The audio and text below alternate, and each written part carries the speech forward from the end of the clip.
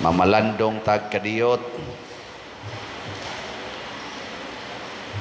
Kini si San Justino martir, tiguang na ni siya sa dihang nagpa-convert, nahimong Katoliko. Di ni siya bata sa dihang gibunyagan niya. Bright kay ni siya, philosopher, nagsigig tugkad sa kamatuoran niya. Iyag yung pamatudan nga ang labaw gyud nga kahibalo or knowledge mao gyud ang knowledge of God, ang atong pagkailas Ginoo. Gipangutan na imong tupad ing na kaila jud ka ni Jesus, nakaila ka ni Jesus. Kinsa din hininyo ang tinuod yung nakaila ni Jesus ta sa kamot? Very good. Sige, tubaga ko ninyo ha. Diin nagpuyo si Jesus pag tubo niya. Dito sa Nazaret. Kinsay mama ni Jesus? Kinsay papa ni Jesus? Saint Joseph. Kinsay apuhan ni Jesus sa side ni Mama Mary? Na iyang lolog-lola ba sa side sa iyang mama? Si San Joaquin o si Santa Ana. Kinsa may iyang lolo sa side sa iyang papa ni Jose? Wa mo kibaw? Wa sa ko kibaw. Si Jacob. Si Jacob, no? Naanay naana sa Matthew chapter 1, genealogy of Jesus. Pila may iyang edad sa dihang nisugod siya sangyaw, nagkatikisi sa mga tao? Pilay edad ni Jesus? Wa mo kibaw? Mga 30 years old. Pila may edad ni Jesus sa dihang namatay siya? Timan ay gina ninyo, 33. Mga 33 years old. Unsa may namatyan ni Jesus? Nasluyo na ko, gilansang sa cross. Kinsay gusto nga ilansang sa cross, ta sa kamot? Naagi ni Isas kamot da. Very good. Si San Justino, Saint Justin, sama ni Maria, sama ni Jesus, nagbinuutan.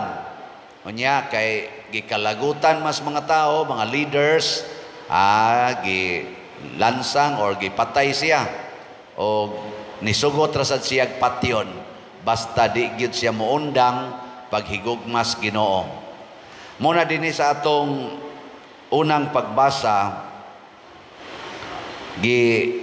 butang gidiri nga kaluy kadtong nagduha-duha, luwasa sila pinaagi sa pagsakmit kanila gikan sa kalayo. Og ang uban kaluy usab inubanan sa kahadlok, apan likay bisan ang ilang biste nga nabulingan sa daotang kailibgon. So mahigugma gid ta sa atong isikatao, ato gid silang tudluan aron dili maadto sa impierno. Muna dito sa kapilya, nagkatikisis dinhi sa simbahan, nagkatikisis, gitudluan ang mga bata, kamong mga bata, aron dili ta maadto sa kalayo sa impierno.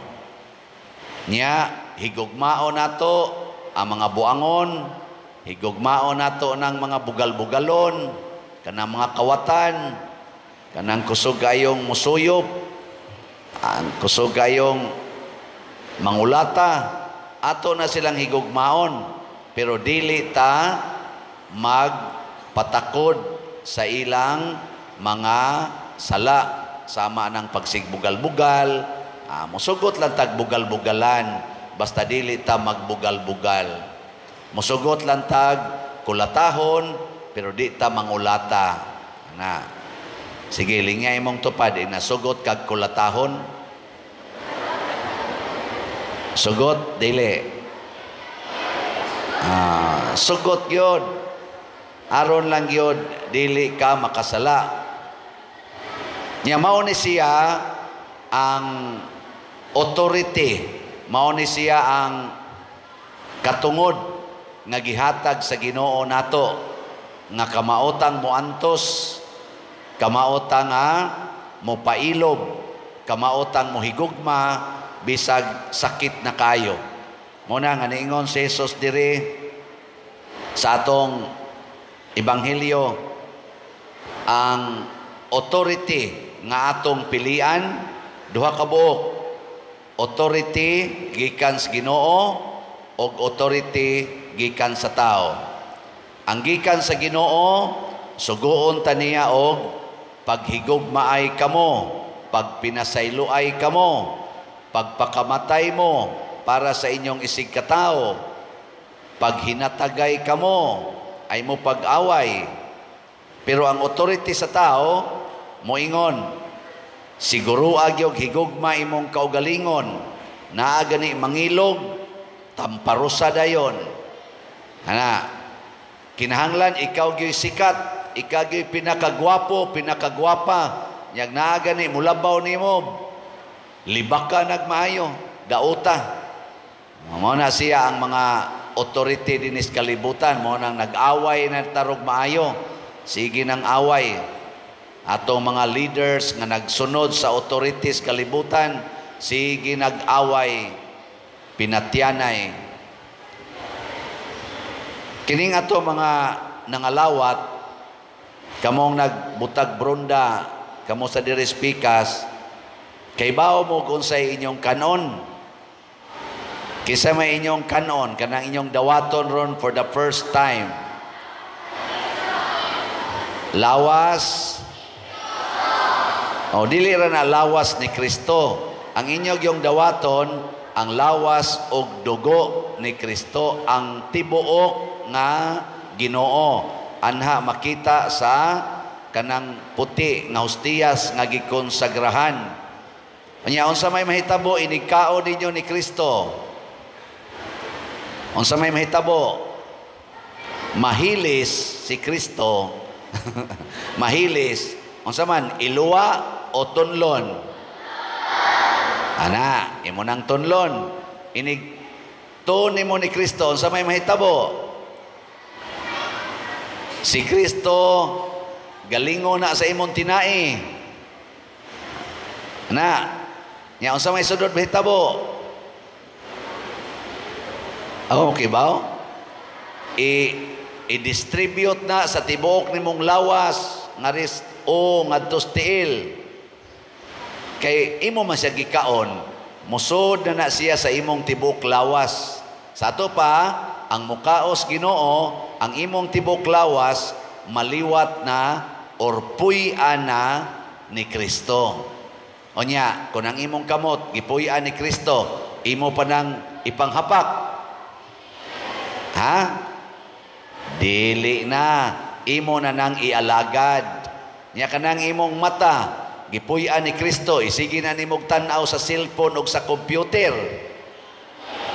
Dili na, magtuo na sad ka sa Biblia, mutan-aw na kas panginahanglan sa imong isig katao. Nya kanang imong baba gisudlan naman nag Kristo, imo pa nang ipamakak. Mutug-an na kas tinuod, kay ang gusto ni Kristo tug-an man gis tinuod. Imo pa nang ipamalikas. Di na ka mamalikas. Nya, imo pa nang ibuli sa imong isig katao. Dili na, imo nang daygon imong isig katao. Nya kay ang imong tiil gisudlan masanas Ginoo. Asa man ka mulakaw, padong sa simbahan o padong sa kompyuteran? Simbahan. Padong sa simbahan o padong sa tarian? Simbahan. Padong sa simbahan o padong